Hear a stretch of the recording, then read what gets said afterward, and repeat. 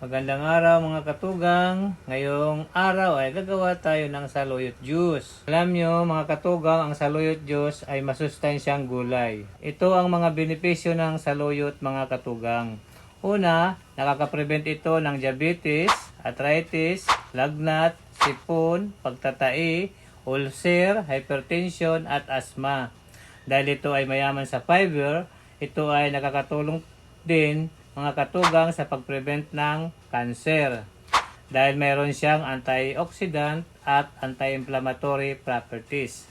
Sa paggawa ng saluyot juice, isang basong saluyot, siguraduhin nating nalinis ito at nahugasan natin ng mabuti. Isang apple na buo at iwayway ito sa maliliit na piraso para madali itong mapino at isang basong tubig. Pagsamasamahin natin ito sa blender. Ay siya nga pala mga katugang, kung walang apple, maaari namang saging ang ating isama sa saluyot. Inumin ito bago matulog. Base kasi sa aking karanasan, iniinom ko ito bago matulog kasi maganda ang aking pakiramdam at mabilis akong antukin. Mga katugang, ito na ang ating saluyot juice. At yun lang, salamat sa panonood mga katugang at huwag kalilimutan pindutin ang subscribe button.